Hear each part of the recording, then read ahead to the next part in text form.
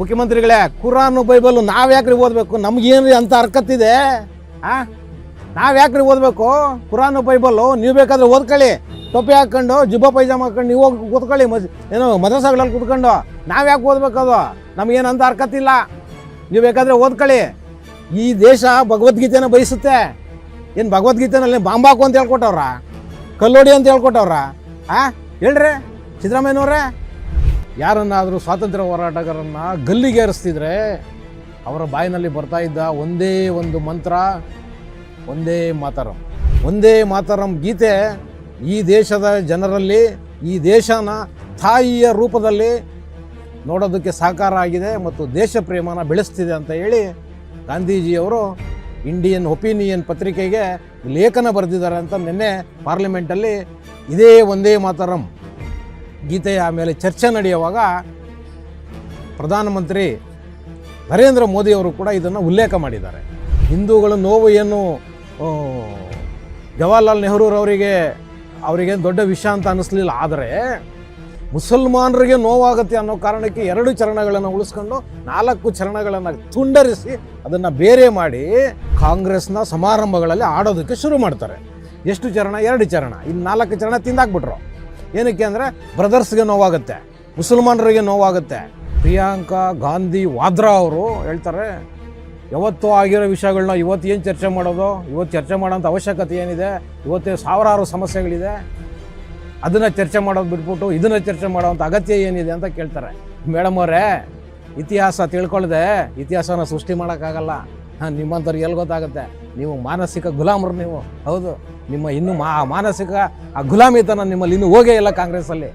ಈ ದೇಶದಲ್ಲಿ ಮುಸಲ್ಮಾನರು ಇದ್ದರೆ ಮಾತ್ರ ಕಾಂಗ್ರೆಸ್ನ ಅಸ್ತಿತ್ವ, ಕಾಂಗ್ರೆಸ್ ಉಳಿಯೋದು ಅನ್ನೋದು ಅವರಿಗೆ ಆಗಲೇ ಗೊತ್ತಿತ್ತು. ಆ ಕಾರಣಕ್ಕೆ ಮುಸಲ್ಮಾನರನ್ನ ಈ ದೇಶದಲ್ಲಿ ಉಳಿಸ್ಕೊಂಡು ಅವರಿಗೆ ಏನೆಲ್ಲ ಸವಲತ್ತುಗಳನ್ನ ಕೊಡಬೇಕು ಅದಕ್ಕಿಂತ ಹೆಚ್ಚಾಗಿ ಈ ದೇಶದಲ್ಲಿ ಅವರಿಗೆ ಸವಲತ್ತುಗಳನ್ನ ಕೊಟ್ಟು ಈ ದೇಶದ ಕೋಟ್ಯಾಂತರ ಜನರ ತೆರಿಗೆಯ ಹಣವನ್ನು ಇವತ್ತು ಮುಸಲ್ಮಾನರ ಪಾಲಾಗೋ ರೀತಿಯಲ್ಲಿ ಈ ಕಾಂಗ್ರೆಸ್ ಸರ್ಕಾರ ಮಾಡಿಕೊಂಡಿದೆ.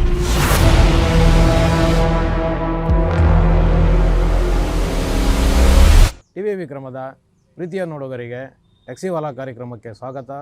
ನಾನು ನಿಮ್ಮ ನರಸಿಂಹಮೂರ್ತಿ. ವೀಕ್ಷಕರೇ, ಒಂದೇ ಮಾತರಂ,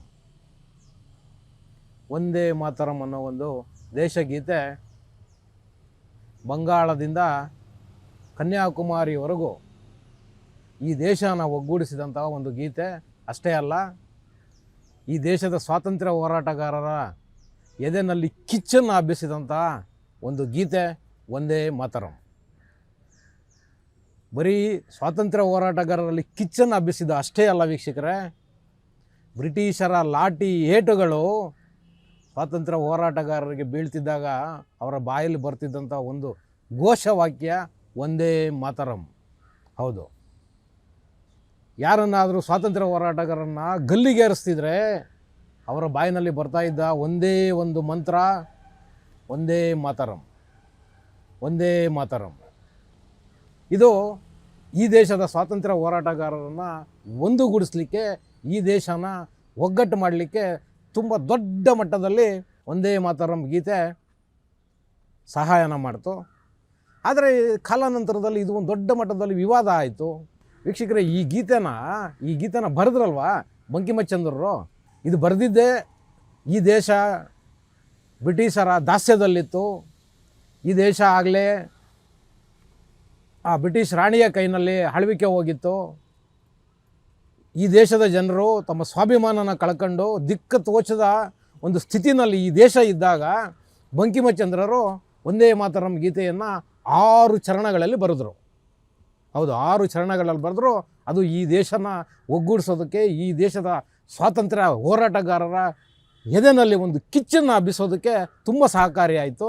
ಗಾಂಧೀಜಿಯವರು ಕೂಡ ಇಂಡಿಯನ್ ಒಪಿನಿಯನ್ ಅನ್ನೋ ಒಂದು ಪತ್ರಿಕೆಗೆ ಒಂದು ಲೇಖನದಲ್ಲಿ ಬರೆದಿದ್ದಾರೆ. ಏನು ಹೇಳ್ತಾರೆ ಅವರು ಗಾಂಧೀಜಿಯವರು ಅಂದರೆ, ಒಂದೇ ಮಾತರಂ ಗೀತೆ ಈ ದೇಶದ ಜನರಲ್ಲಿ ಈ ದೇಶನ ತಾಯಿಯ ರೂಪದಲ್ಲಿ ನೋಡೋದಕ್ಕೆ ಸಾಕಾರ ಆಗಿದೆ ಮತ್ತು ದೇಶ ಪ್ರೇಮನ ಬೆಳೆಸ್ತಿದೆ ಅಂತ ಹೇಳಿ ಗಾಂಧೀಜಿಯವರು ಇಂಡಿಯನ್ ಒಪಿನಿಯನ್ ಪತ್ರಿಕೆಗೆ ಲೇಖನ ಬರೆದಿದ್ದಾರೆ ಅಂತ ನಿನ್ನೆ ಪಾರ್ಲಿಮೆಂಟಲ್ಲಿ ಇದೇ ಒಂದೇ ಮಾತರಂ ಗೀತೆಯ ಮೇಲೆ ಚರ್ಚೆ ನಡೆಯುವಾಗ ಪ್ರಧಾನಮಂತ್ರಿ ನರೇಂದ್ರ ಮೋದಿಯವರು ಕೂಡ ಇದನ್ನು ಉಲ್ಲೇಖ ಮಾಡಿದ್ದಾರೆ.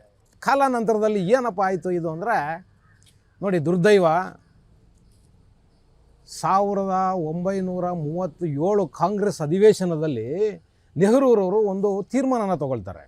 ಏನಪ್ಪ ತೀರ್ಮಾನ ಅಂದರೆ, ಏನು ಒಂದೇ ಮಾತರಂ ಗೀತೆ ಏನಿದೆ, ದೇಶಗೀತೆ, ಈ ಗೀತೆಯಲ್ಲಿ 6 ಚರಣಗಳಿದೆ. ಈ ಕೆಲವೊಂದು ಚರಣಗಳಲ್ಲಿ ಹಿಂದೂ ದೇವತೆಗಳ ಆರಾಧನೆ ಇದೆ. ಆ ಕಾರಣಕ್ಕೋಸ್ಕರ ಮುಸಲ್ಮಾನರಿಗೆ ಧಕ್ಕೆ ಆಗುತ್ತೆ, ಮುಸಲ್ಮಾನರಿಗೆ ನೋವಾಗ್ಬಿಡುತ್ತೆ. ಹಿಂದೂಗಳ ನೋವು ಏನು ಜವಾಹರ್ಲಾಲ್ ಅವರಿಗೇನು ದೊಡ್ಡ ವಿಷಯ ಅಂತ ಅನ್ನಿಸ್ಲಿಲ್ಲ. ಆದರೆ ಮುಸಲ್ಮಾನರಿಗೆ ನೋವಾಗುತ್ತೆ ಅನ್ನೋ ಕಾರಣಕ್ಕೆ 2 ಚರಣಗಳನ್ನು ಉಳಿಸ್ಕೊಂಡು 4 ಚರಣಗಳನ್ನು ತುಂಡರಿಸಿ ಅದನ್ನು ಬೇರೆ ಮಾಡಿ ಕಾಂಗ್ರೆಸ್ನ ಸಮಾರಂಭಗಳಲ್ಲಿ ಆಡೋದಕ್ಕೆ ಶುರು ಮಾಡ್ತಾರೆ. ಎಷ್ಟು ಚರಣ? 2 ಚರಣ. ಇನ್ನು 4 ಚರಣ ತಿಂದಾಕ್ಬಿಟ್ರು. ಏನಕ್ಕೆ ಅಂದರೆ ಬ್ರದರ್ಸ್ಗೆ ನೋವಾಗುತ್ತೆ, ಮುಸಲ್ಮಾನರಿಗೆ ನೋವಾಗುತ್ತೆ. ಹೌದು, ಯಾಕೆಂದರೆ ಸ್ವಾತಂತ್ರ್ಯ ಪೂರ್ವದಲ್ಲಿ ಈ ದೇಶದಲ್ಲಿ ಮುಸ್ಲಿಂ ಲೀಗ್ ಇತ್ತು. ಮುಸ್ಲಿಂ ಲೀಗ್ನಲ್ಲಿ ನಮ್ಮ ಯಾರೋ ಮೊಹಮ್ಮದ್ ಅಲಿ ಜಿನ್ನಾ ಅವರಿದ್ದರು. ಮೊಹಮ್ಮದ್ ಅಲಿ ಜಿನ್ನಾ ಅವರಿಗೆ ಒಂದೇ ಮಾತರಂ ಗೀತೆ ಇಷ್ಟ ಆಗಲಿಲ್ವಂತೆ. ಹಂಗಾಗಿ ನೆಹರೂರವರು ಕೂಡ ಅದನ್ನು ಇಷ್ಟಪಡೋದು ಬಿಟ್ಬಿಟ್ರು. ಏನಕ್ಕೆ ಅಂದರೆ ನೆಹರೂರವರು ಕೂಡ ಒಂದು ಕಡೆ ಹೇಳಿದ್ದಾರೆ, ಅವರೇನೆ ಸ್ವತಃ ಏನಂತ ಹೇಳಿದ್ದಾರೆ, ನನ್ನ ಹುಟ್ಟವು ಹಿಂದೂ, ಆದರೆ ನಾನು ಸ್ವಭಾವತಃ ಮುಸ್ಲಿಮು. ಆ ಕಾರಣಕ್ಕೋಸ್ಕರ ಮೋಸ್ಟ್ಲಿ ನೆಹರೂರವ್ರಿಗೂ ಕೂಡ ಅದು ಇಷ್ಟ ಆಗಲಿಲ್ಲ. ಹಂಗಾಗಿ 4 ಚರಣಗಳನ್ನ ತುಂಡರಿಸಿ 2 ಚರಣಗಳನ್ನ ಕೊಟ್ಟರು.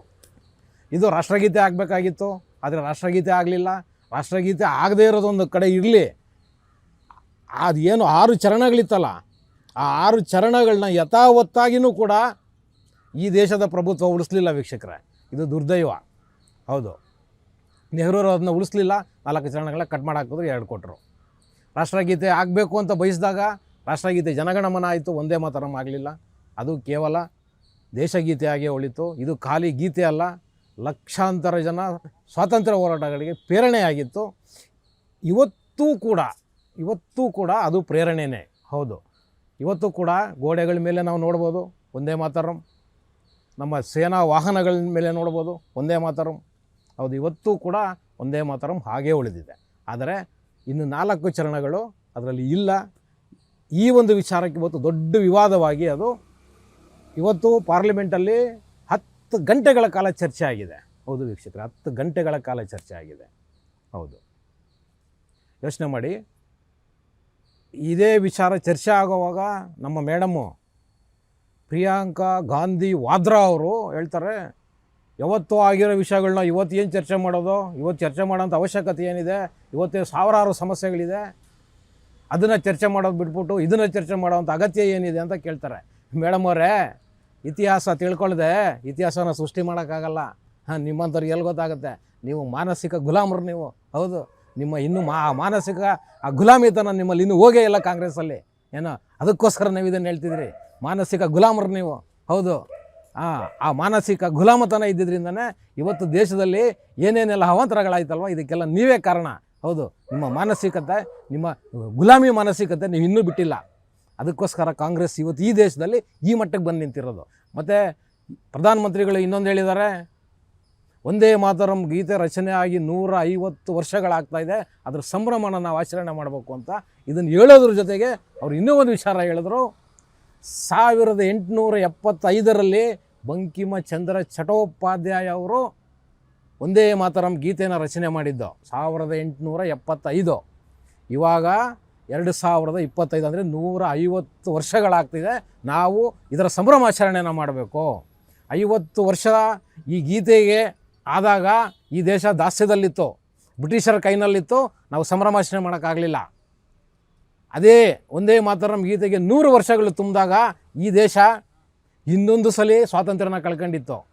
1975 ಇಂದಿರಾ ಗಾಂಧಿಯವರು ಈ ದೇಶದ ಎಮರ್ಜೆನ್ಸಿ ಹಾಕಿ ಈ ದೇಶದ ಎಲ್ಲ ದೇಶಭಕ್ತರುಗಳನ್ನು ಕೂಡ ಜೈಲುಗಳಲ್ಲಿಟ್ಟಿತ್ತು. ಆ ಕಾರಣಕ್ಕೆ 100ನೇ ವರ್ಷದ ಸಂಭ್ರಮಾಚರಣೆಯನ್ನು ಮಾಡೋಕ್ಕಾಗಲಿಲ್ಲ.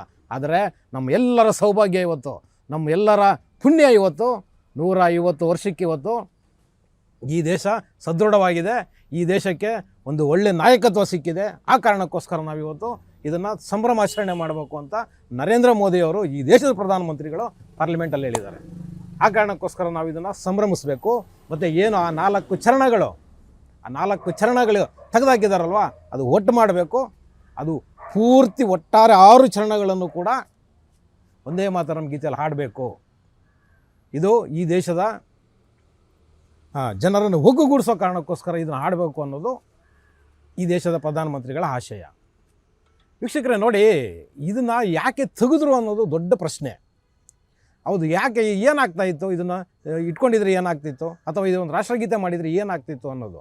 ನೋಡಿ, ಇವತ್ತು ಏನು ಬಾಲೋ ಭಾರತ್ ಮಾತಾ ಕಿ ಜೈ ಅಂತ ಯಾರು ನಾವು ಹೇಳೋದಿಲ್ಲ ಅಂತ ಏನು ಹೇಳ್ತಾರಲ್ಲ ಒಂದಷ್ಟು ಜನ ಮುಸಲ್ಮಾನರು, ಇಂಥದೇ ಒಂದು ಮಾನಸಿಕತೆ ಸ್ವಾತಂತ್ರ್ಯ ಪೂರ್ವದಲ್ಲೂ ಕೂಡ ಇತ್ತು.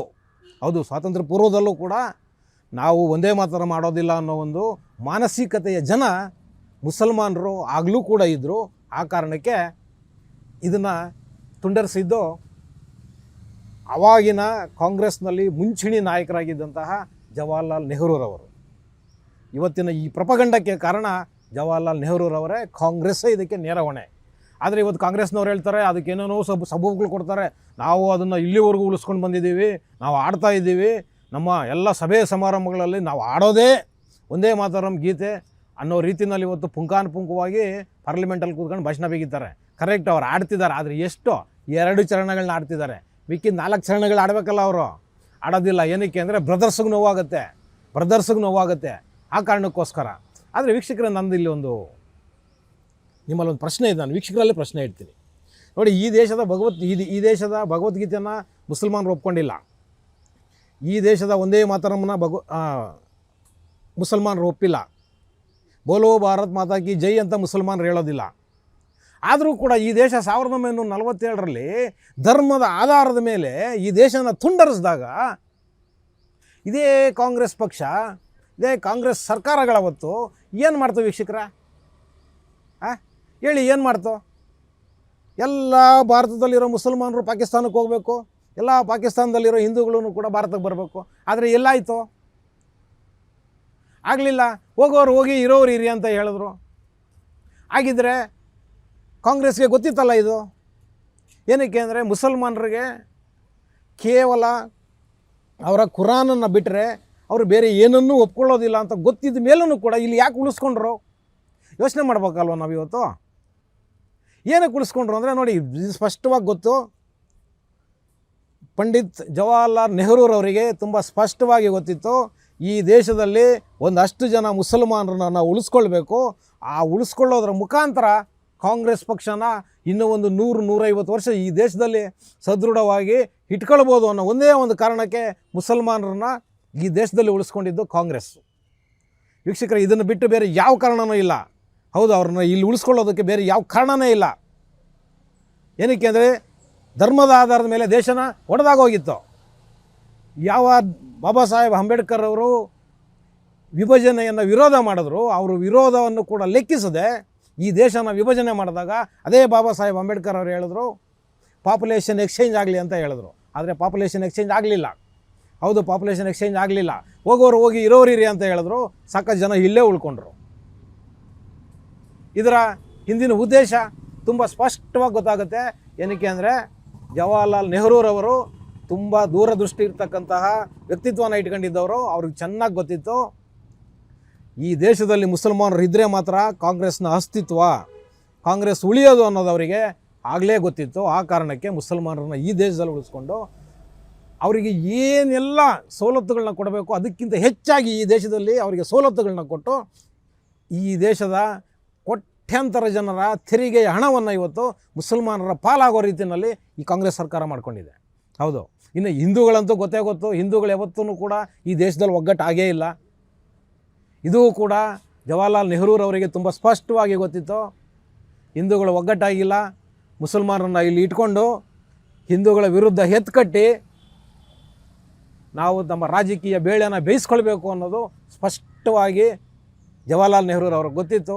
ಆ ಕಾರಣಕ್ಕೋಸ್ಕರ ಗಾಂಧೀಜಿಯವರಿಗೆ ಹೇಳಿ, ಗಾಂಧೀಜಿಯವರ ಮುಖಾಂತರ ಮುಸಲ್ಮಾನರನ್ನ ಈ ದೇಶದಲ್ಲಿ ಉಳ್ಕೊಳ್ಳೋ ಒಂದು ವ್ಯವಸ್ಥಿತವಾದ ಸಂಚು 1947-48 ನಡೆದಿದೆ ವೀಕ್ಷಕರೇ.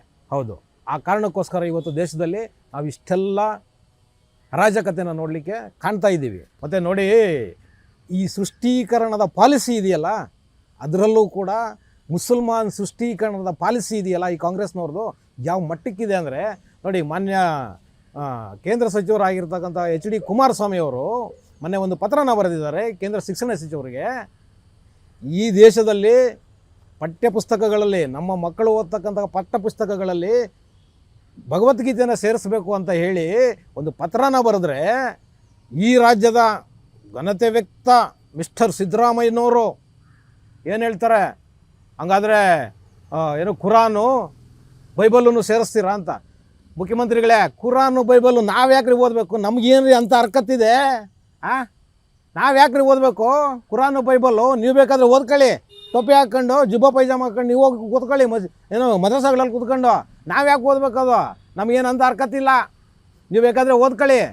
ಈ ದೇಶ ಭಗವದ್ಗೀತೆನ ಬಯಸುತ್ತೆ. ಏನು ಭಗವದ್ಗೀತೆನಲ್ಲಿ ಬಾಂಬಾಕು ಅಂತ ಹೇಳ್ಕೊಟ್ಟವ್ರ, ಕಲ್ಲೋಡಿ ಅಂತ ಹೇಳ್ಕೊಟ್ಟವ್ರ? ಹೇಳ್ರಿ ಸಿದ್ದರಾಮಯ್ಯನವ್ರೆ, ಏನು ಬೆಂಕಿ ಹಚ್ಚಿ ಕಣ್ಕಂಡೆ ಕಡೆ ಅಂತ ಏನು ಹೇಳೋರು ಭಗವದ್ಗೀತೆಯಲ್ಲಿ? ಭಗವದ್ಗೀತೆ ಈ ದೇಶದ ಜನರ ಬದುಕನ್ನು ಹೇಳುತ್ತೆ.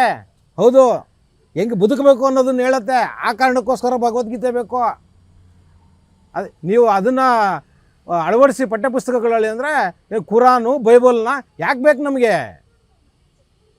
ನಾವು ಹಿಂದೂಗಳು, ನಾವು ಭಗವದ್ಗೀತೆನ ಓದೋದು. ನೀವು ಬೇಕಾದರೆ ಓದ್ಕೊಳ್ಳಿ, ಕುರಾನ್ ಆದರೂ ಓದ್ಕೊಳ್ಳಿ, ಬೈಬಲ್ ಆದರೂ ಓದ್ಕೊಳ್ಳಿ, ಇನ್ಯಾವುದಾದ್ರೂ ಓದ್ಕೊಳ್ಳಿ, ನಮಗೇನಾಗಬೇಕಾಗಿದೆ? ಒಂದೇ ಒಂದು ಕೊನೆಯದಾಗಿ ಕಾಂಗ್ರೆಸ್ ಅವ್ರಿಗೆ ಹೇಳ್ತೀನಿ, ನಿಮ್ಮ ಈ ಗುಲಾಮಿ ಮಾನಸಿಕತೆ, ಹೌದು, ನಿಮ್ಮ ಈ ಏನು ಓಲೈಕೆಯ ಅಥವಾ ಈ ಸೃಷ್ಟೀಕರಣದ ರಾಜಕಾರಣದಿಂದ ನೀವು ಎಲ್ಲಿಯವರೆಗೂ ಹೊರಗಡೆ ಬರೋದಿಲ್ವೋ ಅಲ್ಲಿಯವರೆಗೂ ನೀವು ಈ ದೇಶದಲ್ಲಿ ಈಗೇನು ನಿಂತಿದ್ದೀರಲ್ಲ ಒಂದು ಲೆವೆಲಲ್ಲಿ, ಅದಕ್ಕಿಂತ ಕೆಳಗಡೆ ಇಳಿತೀರಾ ಮುಂದಿನ ದಿನಗಳಲ್ಲಿ ಅಂತ ಹೇಳುವುದರ ಮುಖಾಂತರ ಇವತ್ತಿನ ಟ್ಯಾಕ್ಸಿವಾಲಾ ಕಾರ್ಯಕ್ರಮನ ಮುಗಿಸ್ತಾ ಇದ್ದೀನಿ. ಶೇರ್ ಮಾಡಿ, ಸಬ್ಸ್ಕ್ರೈಬ್ ಮಾಡಿ, ಲೈಕ್ ಮಾಡಿ, ಹೆಚ್ಚೆಚ್ಚು ಕಾಮೆಂಟ್ ಮಾಡೋದರ ಮುಖಾಂತರ ನಮ್ಮನ್ನು ಪ್ರೋತ್ಸಾಹಿಸ್ತೀರಿ. ಟಿವಿ ವಿಕ್ರಮ, ದೇಶ ನಿಮ್ಮ ಕೈಯಲ್ಲಿ. ಈ ಕಾರ್ಯಕ್ರಮ ನಿಮಗೆ ಇಷ್ಟ ಆಗಿದ್ದಲ್ಲಿ ಲೈಕ್, ಶೇರ್ ಹಾಗೂ ಕಮೆಂಟ್ ಮಾಡಿ. ಟಿವಿ ವಿಕ್ರಮದ ಕಾರ್ಯಕ್ರಮಗಳನ್ನು ನಿರಂತರವಾಗಿ ವೀಕ್ಷಿಸಲು ಸಬ್ಸ್ಕ್ರೈಬ್ ಮಾಡಿ, ಬೆಲ್ ಐಕನ್ ಒತ್ತಿ.